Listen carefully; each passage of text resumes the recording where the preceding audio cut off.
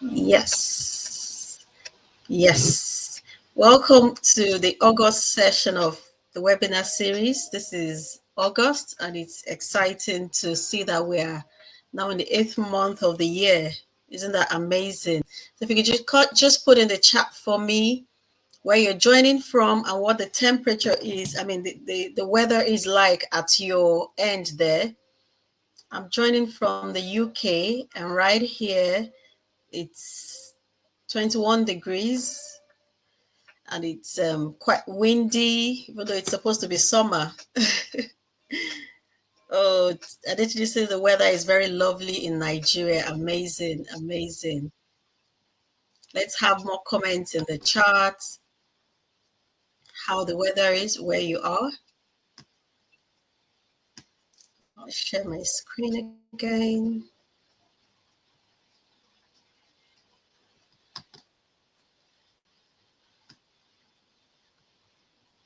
So this is the eLID webinar series.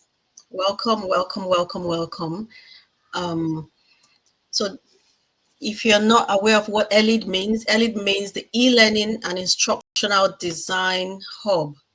E-learning and instructional design hub, which is a community of learning professionals globally. So what we do is to help people upskill in digital learning design skills. We do this through webinars like what we're doing today, through free workshops, through conferences, and yes, we have our free monthly webinar. We have e-learning workshops. Some weeks back, I think 2 weeks ago, we started the gamification workshop, which is the time that we get our hands dirty and we learn skills by using a tool, and then we practice as well. The second part of this is happening on August 21st. We had our first virtual conference in May, and it was amazing. 2 days of conference, 2 days conference where we had global leaders join us to talk about different things in digital learning design. And we also have career chats. We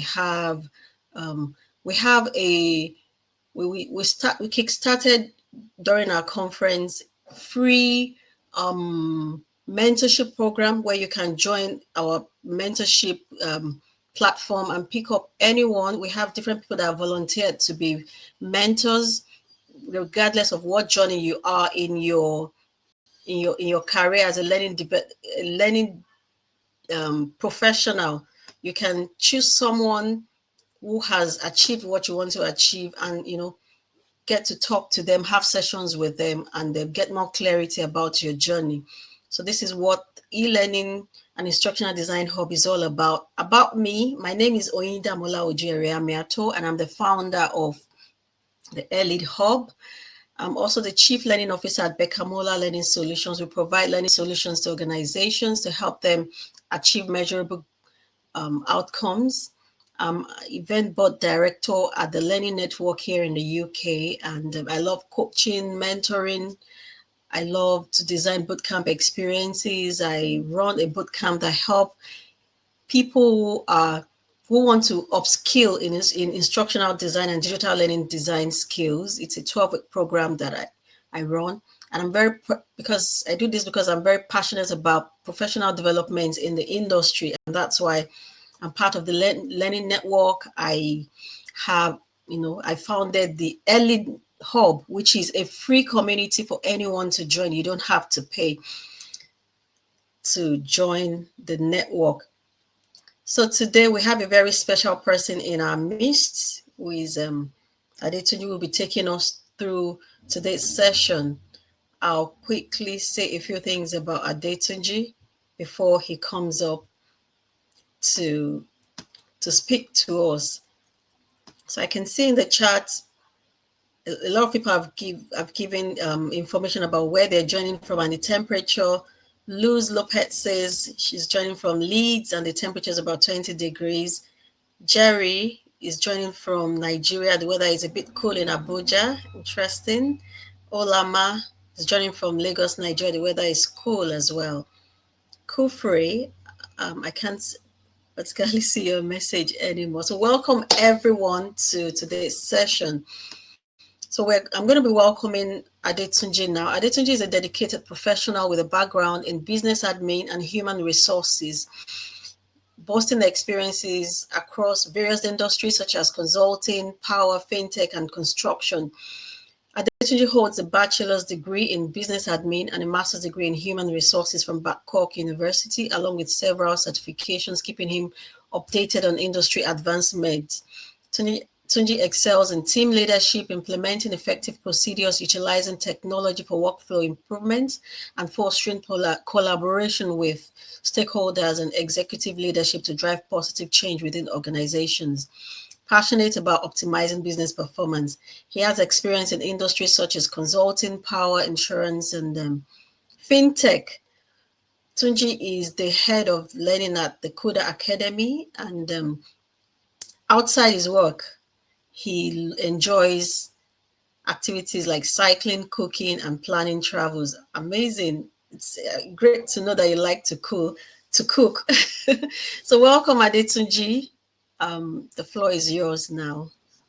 Thank you very much for the introduction and welcome and good Welcome. day, everyone. At least before we start the session, I'd just like to give a big shout out to those that joined early. I'm not saying we joined late, but some people decided to take a step by joining early. I could recognize, permit me if I'm not pronouncing your name right, and Luz Lopez. Thank you very much for joining early. And also, before I proceed, can you confirm if you can hear me very well? All right, great. Thank you very much. Before I go about my introduction, I want to ask a very quick question. So I'm sharing a poll right now.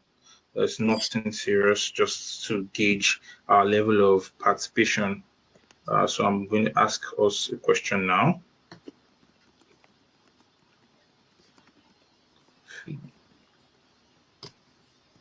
So I just posted the question.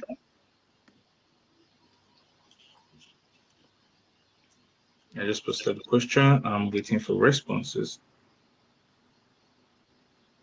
So I have one response so far.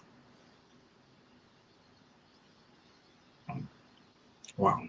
Feels like I'm walking on eggshells right now because I'm getting a lot of no's. Okay, so I think I'll end the poll now. I only have 3 votes out of Can't see the question. Can't see the question.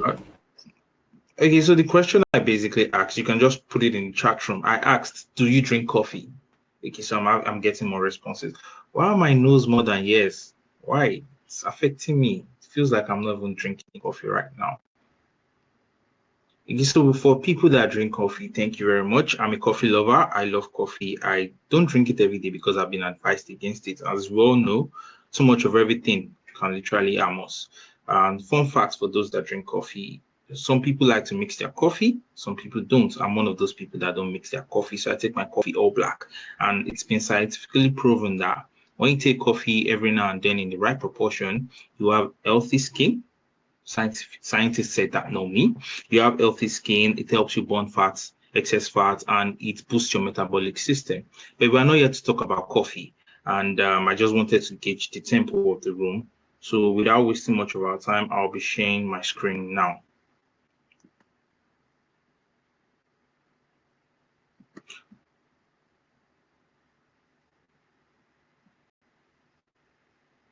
Please, can you confirm you can see my screen?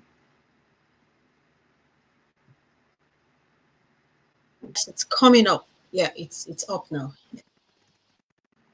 All right, great. So today's session, as the topic of practice, is basically explaining what our founders or the forefathers of not just human resources, the pioneers of learning and development, what they made us understand as LnD. So they had theories that they felt would work or would help us carry out our day-to-day activities in the LnD space and what we are doing now. So it's trying to align those theoretical practices to what should be practiced in the organization of today, implementing them to achieve business goals and objectives. My name is Adetunji Tejuosho, as earlier stated, and please, can you see my screen? All right, great. So about me, like as described earlier, I have a degree in business administration and human resources management. I've worked in consulting sector, power sector, construction, insurance, and I currently find myself in the fintech space where I'm not working, which is not what I like to do. I like to enjoy, I like to relax. I believe a lot of us would also agree that that's something they like to do. I'm either cycling, I do that a lot. I'm either cycling, traveling, planning trips, or looking for something interesting to do. As much as I love cooking, I can cook for myself. So if you taste my food and you don't like it, that's on you, not on me. I know how to take care of myself with respect to my cooking. And next on the agenda is the introduction. We'll be exploring transforming theoretical L&D concepts into practical and impactful solutions. We'll talk about the key strategies for aligning L&D initiatives with business goals. We'll ensure that learning interventions are relevant and produce measurable results. And the outcomes of this session will define L&D. We'll understand strategic alignment, the need for strategic alignment. We'll talk about conducting needs assessments, designing effective L&D programs, enhancing employee performance, and change management in L&D. But before I go on to the next slide, can someone please tell me what do they understand by learning and development? You can use the chat room, please. What do you understand by learning and development? Your personal definition, it doesn't necessarily have to be Google's definition. When you hear the word learning and development, what do you understand by learning and development? I'm waiting for the responses. If you have the answer, please put it in the chat room or in chat box.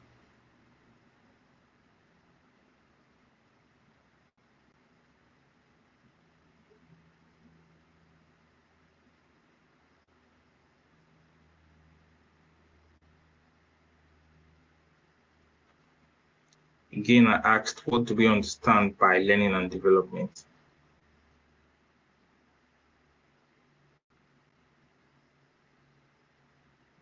All right, so in a bid not to waste our time, I'm not getting any response. I will just proceed with my definition or what I understand by learning and development. It's basically a strategic approach to enhance individual and organizational performance. You're not going to say you're carrying out L&D strategies for yourself alone. It has to be tied to something, and wherever you find yourself carrying out L&D practices is most likely an organization, an institution, or whatever you may call it. So it's the strategic approach to enhance individual and organizational performance, and it focuses on continuous growth and development of skills, knowledge, and competencies. Because one of the end results of carrying out L&D in any given organization is to enhance individual competencies. And one thing I always say about learning is it doesn't mean you don't know. It's just trying to sharpen your skill. Growing up, we knew that the answer to 4 was 2 plus 2. Along the line, they also told us 2 times 2 will give us 4. So having to enhance our competencies by not sticking to what we already know, but by developing our capabilities and increasing our competencies are what define the term L&D. And we'll also move on to the importance of L&D. It basically drives organizational growth by aligning learning initiatives with business goals. You need to know what you're aligning. You're aligning the learning initiatives. Why do I need to learn this thing? It's because the business has said this is what we're trying to achieve by the particular quarter or by the end of a particular period in time. So what has learning got to do with these things? These are some of the things we'll be talking about as we unfold in the session. And also it fosters a culture of continuous improvement and prepares the organization for future challenges. On our next slide, we're talking about theoretical frameworks. And one of the 3 key theoretical frameworks in L&D, we have the COGS experimental learning theory, we have the ADDIE model, which happens to be my favorite, and we have the Kirkpatrick's 4 levels of evaluation. Under COGS theory, COGS is of the opinion that you need to concentrate experience. You need to have concrete experience before you can carry out a learning strategy. And it talks about reflective observation, abstract conceptualization, and active experimentation. And this basically emphasizes on learning through experience. So before you can carry out the learning intervention, it means you must have gone through a particular experience. You must have experienced that thing. So I'm not going to tell you how to talk if I don't know how to talk. A baby will not be the one to tell you how to run because the baby is still crawling. So I must have been an athlete. I must have been a very good runner before I can tell you how to run. That's what Kobe's experimental model talks about. Sorry.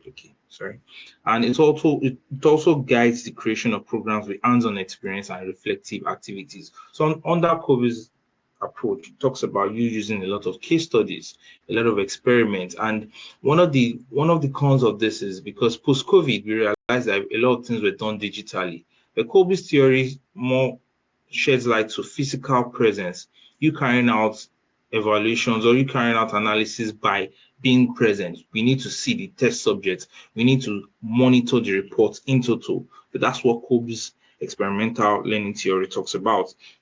Now, okay, before I move on to my favorite one, I'll move on to Kirkpatrick's 4-level of evaluation. It talks about reaction, learning, behavior, and results. This framework for evaluation is more like working on the end of a particular training. So you've carried out a training, you've carried out what it is, the main objective of LnD, and you're trying to monitor what you get out of it. While some of these theories start from the beginning, this one basically focuses on the end goal. What are we trying to achieve? Like the behavior, has anything changed? Results, and is a guide to collection and analysis of feedback and performance data that would help you inform. So this particular theory focuses on the end result only, not the process. But for the ADDIE model, a lot of people will argue with you that ADDIE model is outdated, there's this other model, But the reason why I like the ADDIE model is if you follow the step-by-step process of an ADDIE model, you realize that it's not just catering to learning alone. It's something that can be applied in your day-to-day life.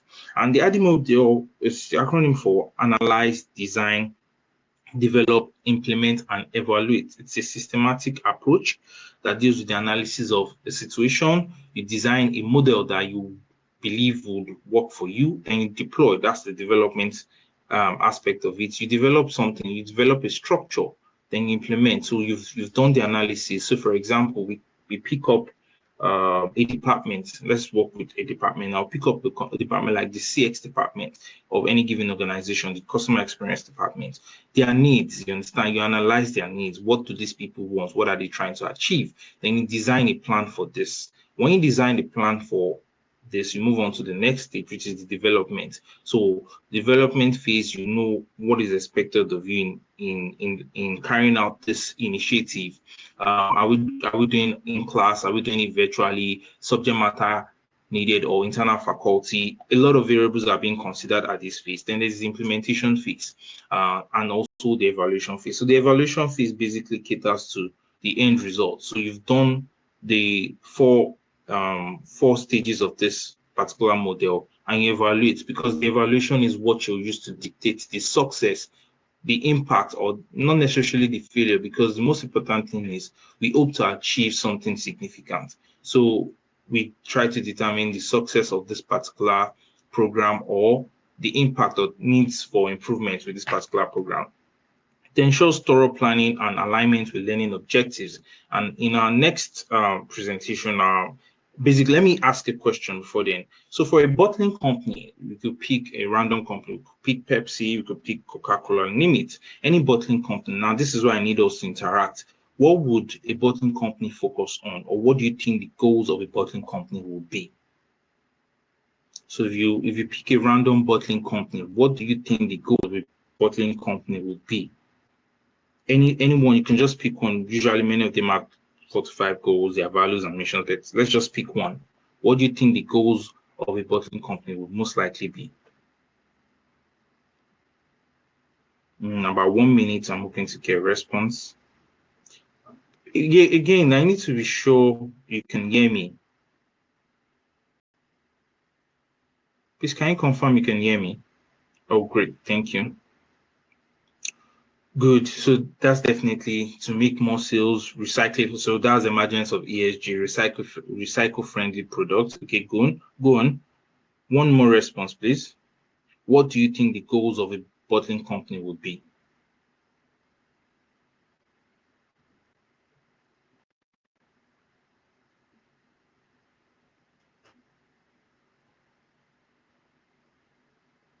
Okay.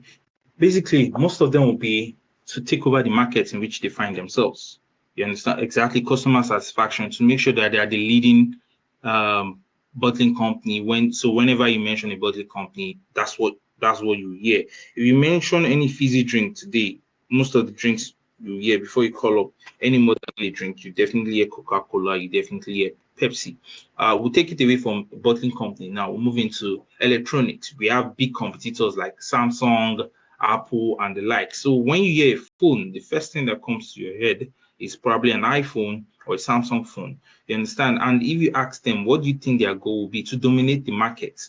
And in this session, we're going to tell you how it helps contribute to this thing. Again, like I said earlier, exactly. Thank you very much, Jerry. Market domination.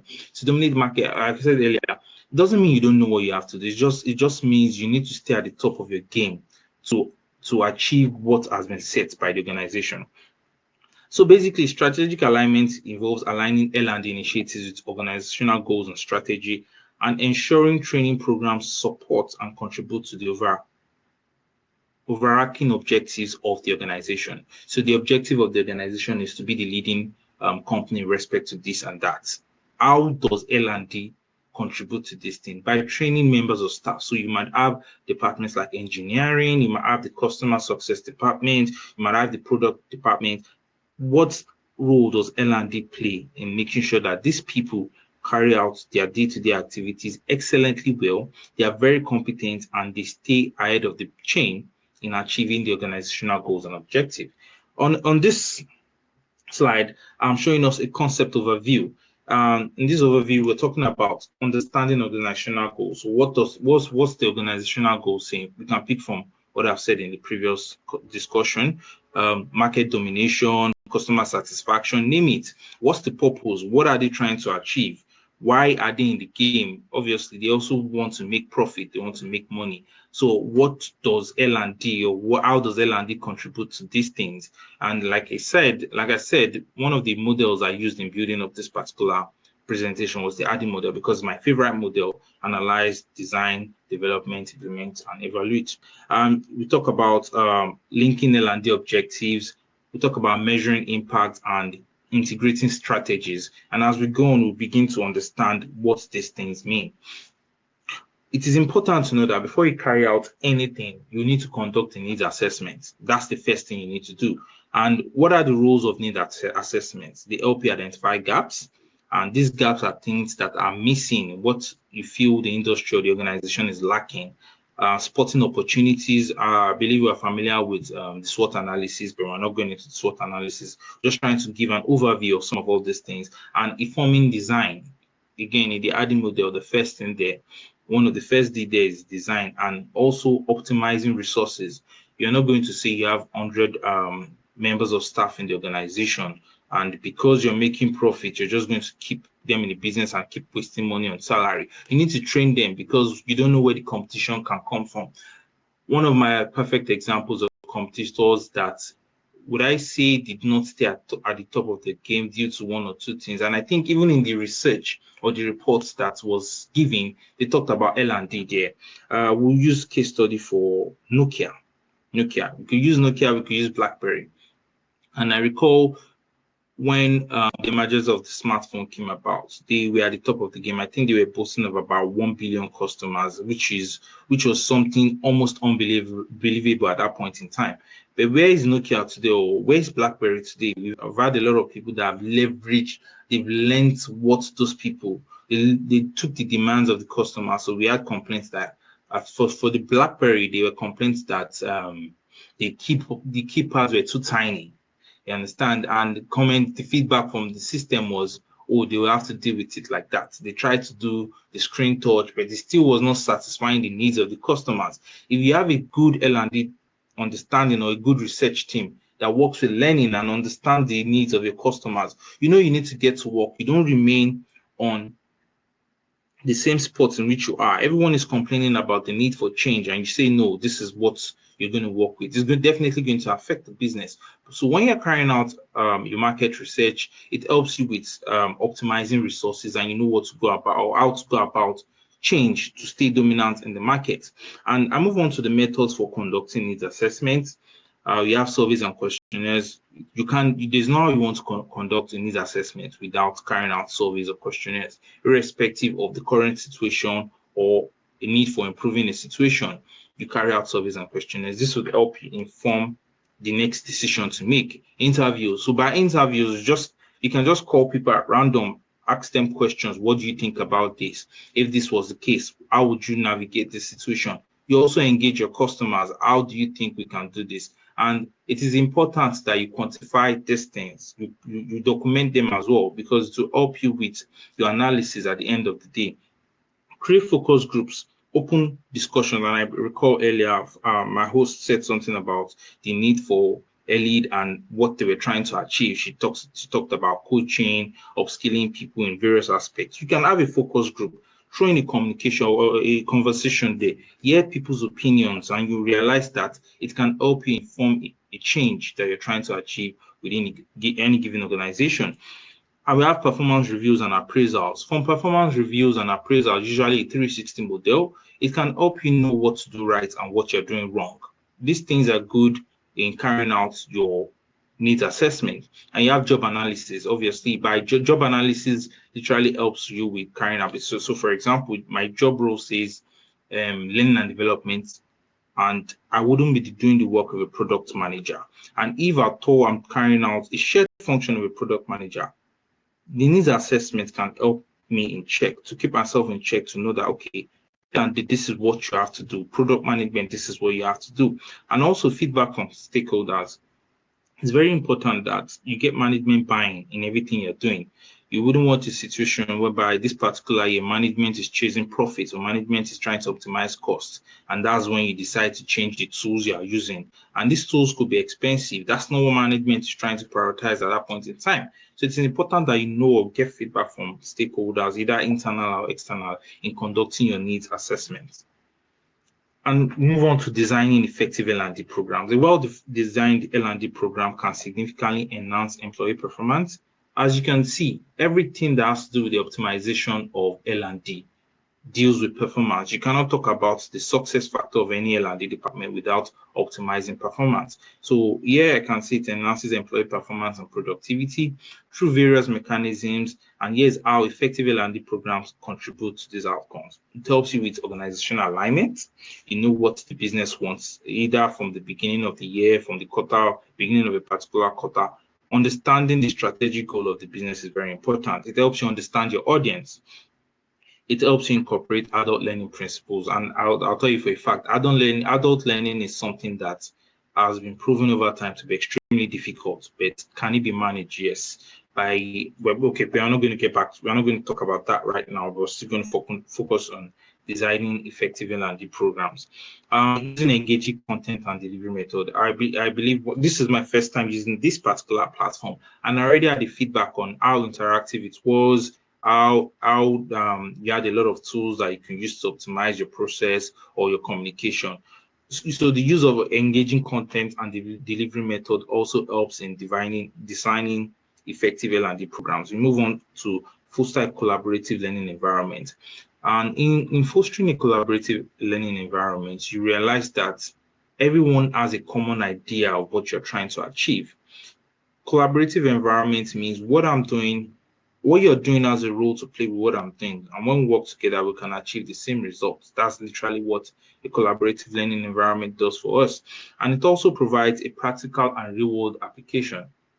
It helps you know, so carrying out your research, it helps you know that this is what was done wrong and this is what you should do right. You don't want to make the same mistake based on research that a particular company, a particular organization has made. So it helps you provide practical and real-world applications to what you want to achieve. And it is important that you ensure accessibility and flexibility. Your program has to be very, very flexible. You should be able to change at any point in time, give room for change, give room for flexibility. And it helps in incorporating continuous feedback and improvement. You cannot carry out anything without feedback. So the feedback would help you know your current stance. It would help you know what you need to improve on, what you need to leave, and what you need to eliminate totally. And use of effective assessment and evaluation. Once in a while, throwing questions, engage people. It will definitely help you know what you need to improve on. And so support transfer of learning. Whatever model learning can come, you should always I always say promote blended learning. A lot of people would work on one model of learning, but I say promoting blended learning literally helps. You need to leverage technology and tools. And this is something that we need as adults in respect to learning. I think there was a report that came from Coursera a couple of months back, and it ranked some countries at the lower Kida, and you would ask yourself, in the universities, they say these countries are doing really well, that they have a lot of brains coming out from that region. But what we realized was that what Coursera did was course completion. And I tell you for a fact, it's really difficult to start a course and finish. Some people have a high dedication to completing tasks, but some people don't. So it is important that you leverage the right technology. You're either going to introduce gamified learning, competitive learning, healthy competition, not just a random competition, healthy competition to get things done. And you need to promote a culture of learning. And in promoting a culture of learning, like I said earlier, gamification is very important. I recall my host telling me something about the introduction to gamification. So anywhere you hear, I know gamification is something that we've been hearing for like 5 to 6 years back. But trust me, a lot of people have not caught up to that aspect of learning. And what gamification does is it builds your interest to know what's next. So whatever it is you hear the word gamification, respect to learning, please jump on it, because definitely there's something you need to learn, or there's something you definitely learn from it. Now I'll move on to the best practices for implementation. And it is important to know that implementing a successful learning and development program involves careful planning. You need to plan. You're not just going to wake up one morning and say, yes, we're changing this thing, we're tearing this project down. You need to plan. And your execution game has to be top notch. Again, we reference the ADDIE model, talking about the analysis, the design, the development. If you follow those 5 stages of learning deployment, you realize that you're getting it right. I know some of the major questions we have regarding this is, how do we get stakeholder buy-in? Hopefully, if time permits at the end of the session, if that question comes up, I'll literally talk about how we can get stakeholder buy-ins in most of the things we do in learning, because it's not every time a company will like the fact that you need to take money from them to optimize a particular process. Every company wants to make money than just dropping money.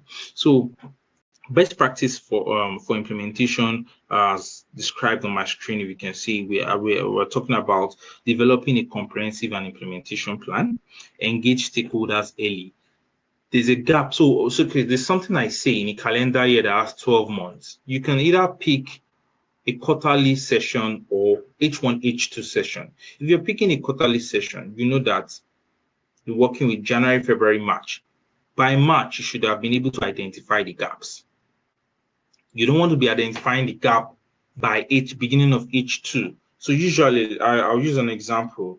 Most people's probation period is like 6 months. Some would have 3 months, but let's use the case study of 3 months, of 6 months now. Between Q1 and between the beginning of Q1 and the end of Q1, that's say January to March, should have been able to identify the strength of a new hire. You should have been able to identify the strength of a unit. And if there's a gap there, that's when you address that gap. You don't necessarily wait to the beginning of or the end of Q2, because the end of Q2 is literally the end of H1.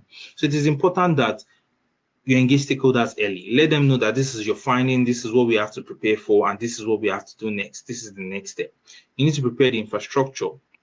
Are you operating in a digital era? Are you using the manual system? Whatever infrastructure you're working on, make sure it's a solid one that the beneficiaries would love to work with. Pilot test programs. Let's not even talk about the big program. Before we started the session, I recall saying that, can we do a dry run? It is important to carry out these things, because you don't want to deploy something and at the end of the day, is at the point of deployment, most complaints are coming out. Get a focus group of individuals, test this thing with them. The outcome of that discussion can help you prepare for what's next. And you ensure effective communication. You cannot overemphasize the need for effective communication in any given practice for implementation. Monitor and support during implementation. You leverage technology and tools, referenced that earlier, and you provide a post-program support. Everything does not end at evaluation. Most people forget the post-evaluation. So the post-evaluation phase is literally checking in with people to know how far and how impactful the session has been. So usually I say something that when you're enrolling someone for, let's use a particular course, you should get a knowledge check. So let me run us through this process. The first, in rolling out a course, for example, you're trying to train a group of people. The knowledge check helps them prepare for what to see. So you're trying to roll out something on communication. You need to know their level of communication, what they understand about communication, how well they communicate, and the impact of communication in their day-to-day activities before you prepare them for the main meal or for the main course. So when they engage the main course, rather than just having them move on to the quiz or to the next assessment or whatever, you can have an engagement. So that engagement is just to check what they've learned during the course. So you've done the knowledge check, you've assigned the course to people to take, and now you're doing a case assess, like a knowledge sharing session to get their level of understanding. And now you have them take the course. When they are done with that assessment, there are conversations that can be had 3 months down the line, 6 months down the line to gauge the effectiveness of that program. That's what the provide post-program support literally means. And when you carry out these things, you realize that you're getting it right. You're seeing impact, and these are impacts that you can measure. And we'll move on to evaluating program impact. This basically refers to the process of assessing the effectiveness and outcomes of learning and development. Again, most times companies believe ROI is the money you get back from investing in a particular training or investing in a particular LnD initiatives. But according to the implementation, according to my research on the implementation part of, the evaluation part of ADDIE model, it says that ROI could be behavioral change, it could be character change, it could be fostering a culture of development, fostering a culture of change. So modern day theorists will tell you now that ROI is not necessarily getting money back that you spent, because in most cases you don't get the money back. How would you get the money back? Sometimes you have people leaving the company, sometimes you have people leaving the organization or moving on to other things. So a change in behavior is something that you can measure. If, for example, at the beginning of a communication training, you have team members that are highly disgruntled, it is expected that at the end of this communication or teamwork and collaboration training, there will be a change. So you're evaluating the program impact by not just measuring the monetary aspect of things, but you're also measuring the behavioral aspect of things. So again, as I've written it, it's a program to determine whether it has achieved its intended objectives and contributed to the organizational goals. This evaluation involves measuring various aspects of the program to understand its value, identify areas for improvement, and make data-driven decisions for future initiatives. That's why I said I love the ADDIE model, because if you study the ADDIE model more, that's the theory of the ADDIE model, you realize that everything doesn't just end with those 5 things. Even all the variables, that's the analyze, design, develop, all those variables are giving you a next step to take. And at the end of the day, that's the evaluation. Evaluation doesn't end with sending a feedback to people to put their what they feel about the particular program down. It helps you know when to check in with them.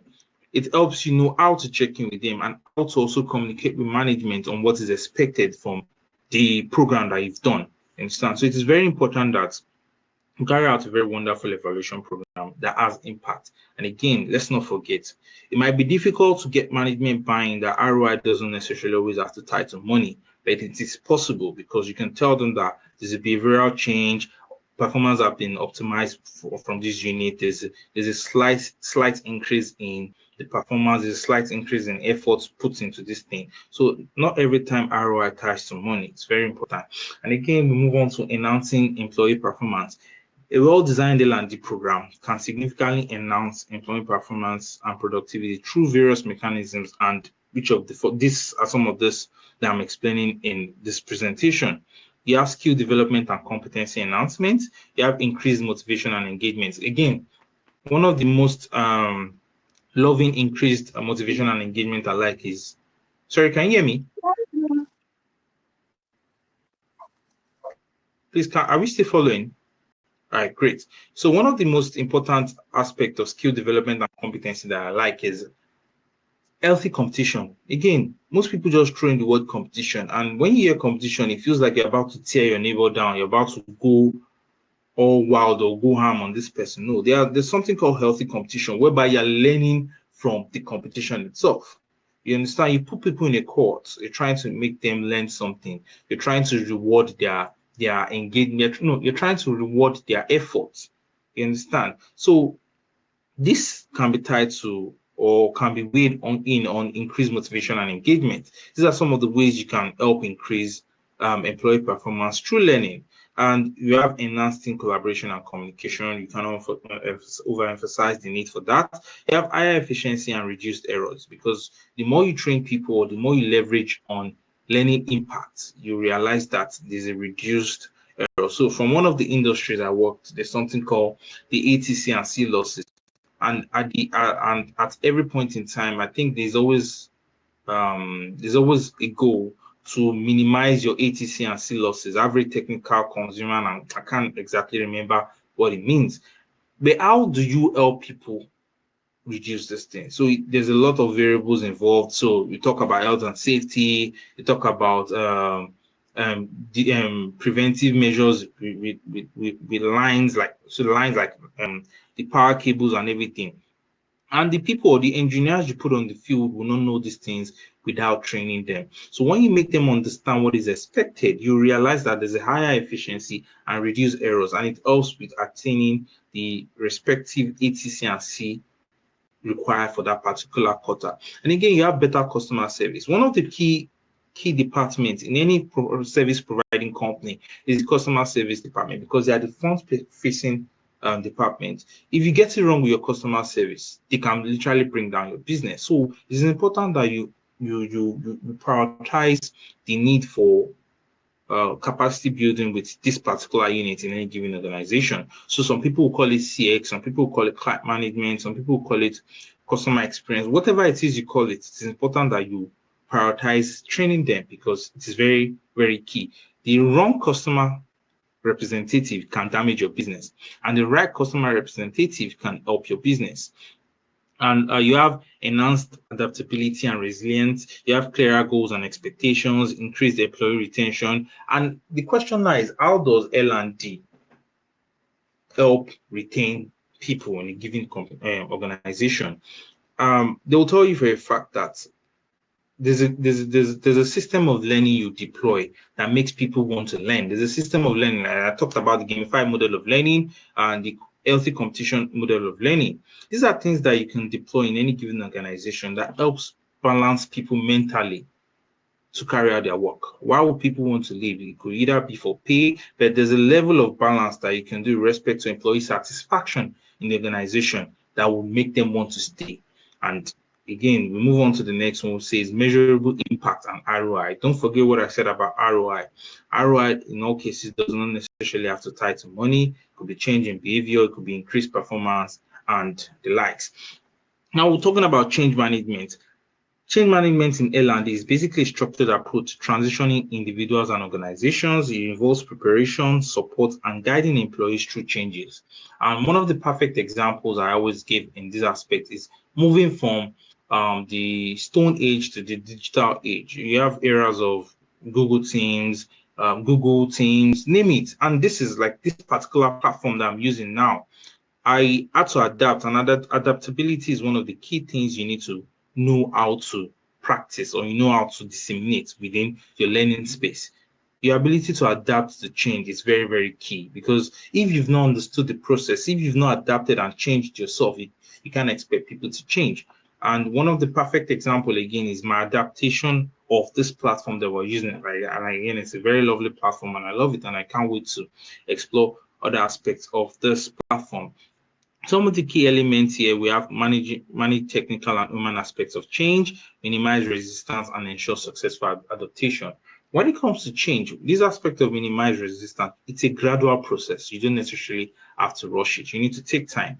Do not rush people when it comes to change. Again, work with smaller groups.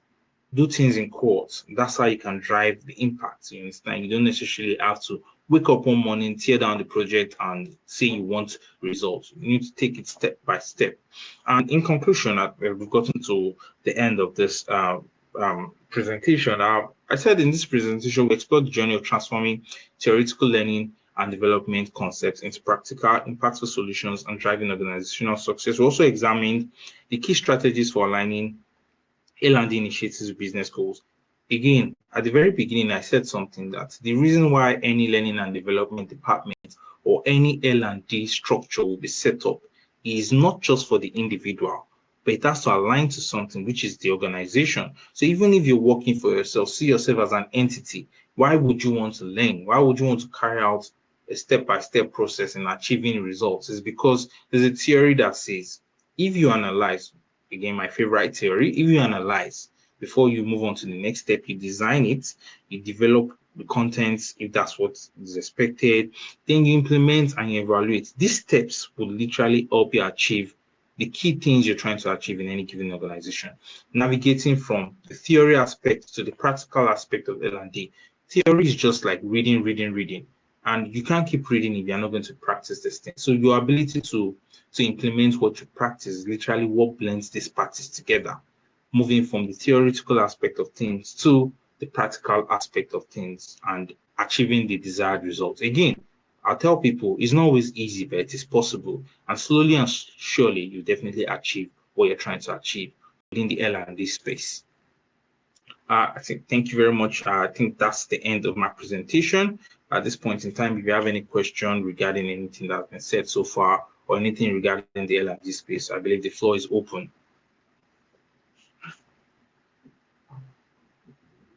Yeah, so much value has gone in there. Time for questions. Feel free to ask questions. I totally enjoyed, the fact that you talked about this initiative through the use of the ADDIE model. It's amazing. And one thing that really stuck to me also is the fact that you mentioned that it's very important to test your learning initiatives by getting a pilot group to first test your content so that you can get feedback from them and be able to make iterations before you get it out to the larger audience.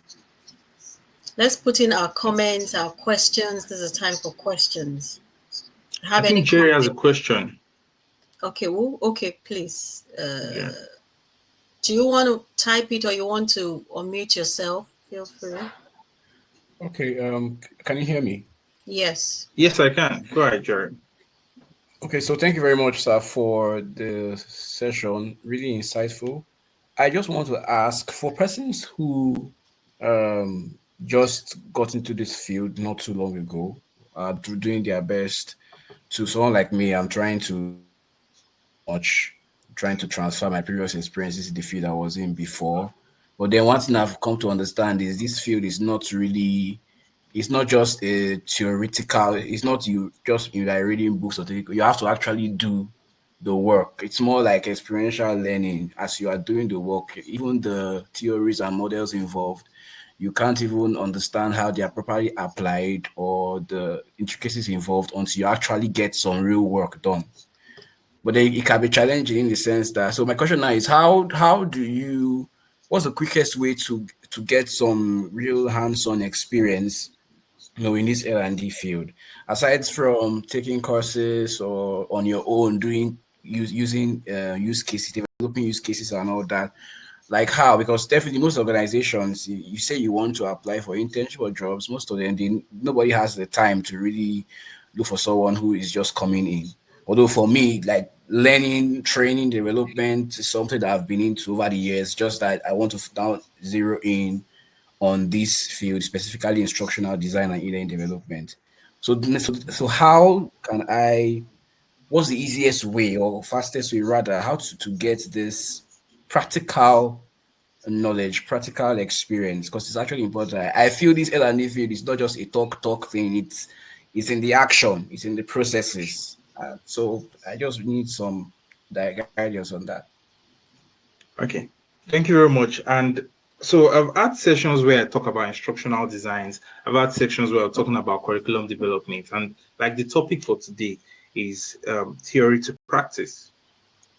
And if you joined early, I don't know how early you joined, you could recall my host said something that she hosts conferences and they host events where you can join and have engaging conversations. One of the fastest ways to grow is by listening. So I'm a passive learner. I am not an active learner. So I'm one of those people that will not complete your course on Coursera, not because I don't want to, but because I'm trying to do a lot of things at the same time. Attending conferences would help you get what you want to achieve. So we're talking about theory this, theory that. When you have subject matter experts pick or dissect certain situations, you realize that when you have to apply it in real case scenarios or probably in your workplace, there's an alignment with what you've heard in the conference, with what you've learned in the course, with what you're trying to do. There's always that alignment, which is why we tell people that do not limit yourself to your own understanding. Engage people, engage subject matter experts. Our hostess in London, I'm in Nigeria, I've not met her before. But here we are, we're having an interaction. It's also a learning curve for me. You understand? I've said one or two things, you've picked one or two for me. That's how you're learning. That's how you can implement something from the talk to the do. I don't know if I've been able to answer your question. Attend conferences is very, very important because day by day they talk about things that are changing and you don't own the department. I believe you work with an organization. Up until when you own the department, you can call some shots. One of the first things you should bother yourself with is getting stakeholder buy-in, getting the trust of management. And how you can get the trust of management is by providing solution to a problem. So at the model, you analyze a particular situation. You understand? Analyze a particular situation, design a framework for it, develop the implementation model, you implement it, then you evaluate it. That's another fast step. But if you get on the bus and you think you just want to match the pedal, nah, it doesn't really work like that. Slow and steady, they say, wins the race. So I believe if you follow this one or two, it's not the best or standard manuscript for perfection, but yeah, it's something I've tested and it has worked for me over time.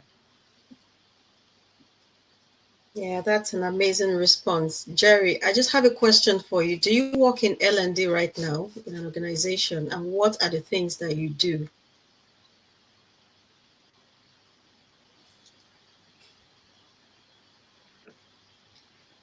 Can you hear me? Jerry? Yes, I Yes, can I hear can you. hear you. Yeah, so I currently work in an organization that is focused on training, Okay, development, and consulting okay. in Abuja. So I have been in charge of their design and branding for some years now. But yeah, but personally, I've always been passionate about learning initiatives. I've organized conferences, programs, webinars, and all. And learning and training is something I'm actually really passionate about, and that's why I'm moving into it. I'm bringing my creative design skills and everything, especially for the instructional design part. Okay, okay, great. So in addition to what Adetunji said, joining the community is what he talked about, which is really, really, which is great, which, like he said, you get to learn different concepts, and at times we feel we're not doing enough until you now hear what's happening in the community, and then you say that, okay, that's exactly what I'm doing.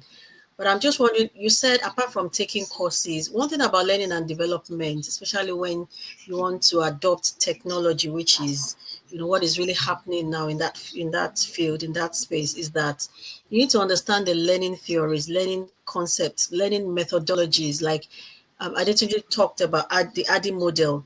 A lot of learning and development professionals are already using ADDIE in their process. But because many don't understand that there's a methodology, how it's explained, adult learning theories, you most likely you're applying them. But if you don't know about these theories, you won't know you are doing the right thing. You won't know what your skill gap is and what you need to now build on. So I'll really, even though you're talking about how you can develop without learning or taking courses, you can't really put aside the idea, because learning, as a learning professional, you have to be a lifelong learner yourself. You need to really make sure I'll recommend that you probably go on LinkedIn Learning, look for a course on instructional design to understand the learning principles, learning methodologies, learning processes. When you understand them, then you know what you're doing right or not doing, that now know what you need to work on. It will also help you to know how to take up projects in your organization, how to make the change, because now you know what making change is all about. And then you can, you understand how you make a change. Adetunji talked so much about learning interventions, added theory, talking about moving from you have to analyze, understand the organizational goal, understand the people then you come to, your learning outcomes, you design, develop, talking about implementation, and then there is evaluation where you now talk about your learning impact. If you don't know about that process, then you will know how to apply it to your work. You are doing some of these things, but maybe not in an organized way, but you still need to learn. So I hope that makes sense. I think Adetunji wants to say something again. Yeah. So I also want to chip something in. It is very important. I think the first thing I started this presentation was with organizational alignment. Yeah. If the organization says they are chasing profit this year, that's not the best time for you to try and train people that are not the profit generators of the business. So if the business is chasing profit this year, you know that your core focus, what you'll be presenting to management, is how to optimize the sales force, how to optimize, how to generate leads. And you understand, organizational alignment is very key. And these things help in building trust. Once you've conquered that aspect, next time you move forward and say, okay, we did this, it was successful, now we need to focus on this, they will listen to you because you tested something that they wanted, a pressing need, and you provided results. And again, evaluation is key. Do not stop at the success of something. You need to evaluate the process and the post-evaluation. So it's very, very important. I didn't know all these things. I attended conferences, I didn't stop learning, I engaged subject matter experts, and here we are today. Beautiful. So I've put some links in the chat for you to join the community. Like I said earlier, if you didn't come early, you won't have known. I mentioned about what the e-learning and instructional design hub does. We organize webinars like this. A lot of us have put comments in the chat about how insightful it's been. We've been having this. We have this every month, and we talk about different topics that can help you in improving your skills and being able to make impact in your organization. So we have workshops. Recently, we, Olatuni talked so much about gamified learning. And it happens coincidentally that is what we are doing in our workshops now. In our workshops, we don't just have instructors talk to us and we ask questions. We go into concepts. We use tools to design and develop learning. And we had part one of it like 2 weeks ago, and the second one is happening in August. So to have access to all of these things, all of these programs we do, you can join our Discord group. That's where we put in all the information. Follow us on LinkedIn, Instagram, and YouTube is where we have most of the replays for all our sessions. And let's feel free to also put our LinkedIn profiles in the chat and join, and so that we can follow one another and connect. I think Jerry has a question as well. No, I think I raised my hand up. I saw a question in the chat room from Ngozi. She was asking, how do we imbibe LMS into LnD? A lot of people, when they hear LMS is, as the name goes, learning management system. It's a process of optimizing something. You understand? People chase LMS, whereas they should be chasing LXP. So LXP is learning experience. You understand? So you need to know what works for your organization. If you're in an organization that are full with baby boomers, you don't want to be chasing LMS at that point in time. You want to be chasing LXP. You need to move from the because obviously these people already have a wide range of experience, and these are the people that are propounded by theories. You understand? You need to give them an experience, and the experience helps them bring up what they want to do. So for the LMS, how you imbibe LMS into LnD is, I don't want to literally go into the aspect of things. That's when you start talking about the instructional designs, curriculum designs, talking about tools. I think I learned something today, Genially. There are many tools for that, but optimizing your learning process to a simplified form is basically the introduction of LMS, learning management system. So you could take a PowerPoint presentation. This particular session is being recorded. We can convert it to a viewable document and say, okay, at the end of the day, click on this link, watch this video, there are questions at the end. That's literally an LMS, you understand? But it goes way beyond just explaining it as simple as that. Understand what an LMS does. There are many learning management platforms out there that you can integrate with, and there are some that you can build from scratch. In my past life, I used to be an e-learning developer. So again, now we're talking about another role, e-learning development. So you need to understand that there are many variables involved in imbibing LMS into L&D. So you need to understand what an LMS does. You need to understand what you need. You need an LMS or you need an LXP.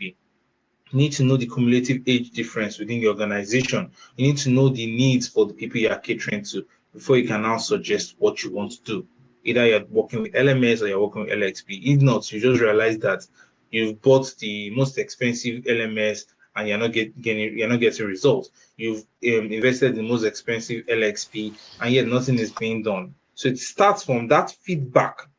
Again, analysis, carry out an analysis. You can use an ADDIE model in your company to know if you need an LMS or an LXP. So yeah, just work with an ADDIE model, do further research on ADDIE model and see if it works for you to help you determine if you need an LMS or you need an LXP. Then you can now introduce it to the learning and development for the company. Yeah, that's spot on. Spot on, Adetunji. And I also like to add to that, like Adetunji said, an LMS is a learning management system, LXP, learning experience system, platform. So these are both platforms where you host your course after you've developed them. But honestly, before you get to that point, you need to, think about all the things that we've talked about today, analyzing organizational goal, the people, knowing their need, designing the experience that works for them. And at times, the experience is not digital learning. The experience that they need for their training, for the training, doesn't have to be digital. So in that case, you don't need a platform to host it on. So you need to understand the goal. Like Adetunji gave a very amazing example about when the organizational goal is to increase profits, you want to focus on the people that will bring profits and teach them what they need to know to be able to do that, what will help them to achieve that goal.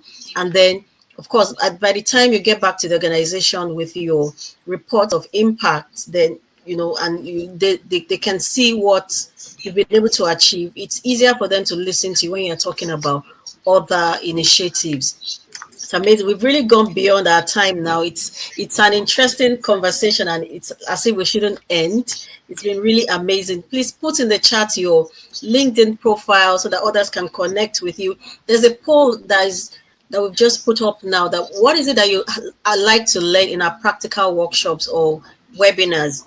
For those of us that have been attending or those that haven't attended, what would you like to learn about? What topics would you like us to talk about? What issues are you having in your organization, in your career?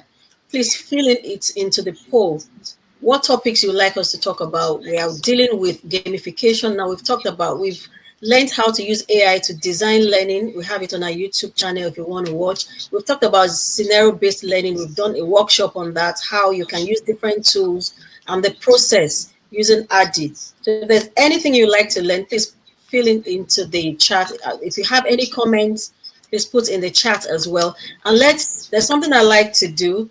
Let's appreciate Adetunji. Use the react button, the soundboard. Let's appreciate him. Let's let him know how amazing this session has been. Let's appreciate it. Let's show so much love. He has, this is lunchtime. I'm sure this is a sacrifice he has made to be here. Thank you so much, Adetunji, for coming on board. I've also learned great, a lot of things from you. Let's not forget to put in the poll what we'd like to learn, and let's fill in our LinkedIn profile. Oh, I like that GIF, Ngozi. Great. So on this note, we come to the end of today's session. Thank you everyone for attending, and thank you once again, Adetunji, for coming and sharing so much value with us based on your skill, your experience, and knowledge. Thank you so much.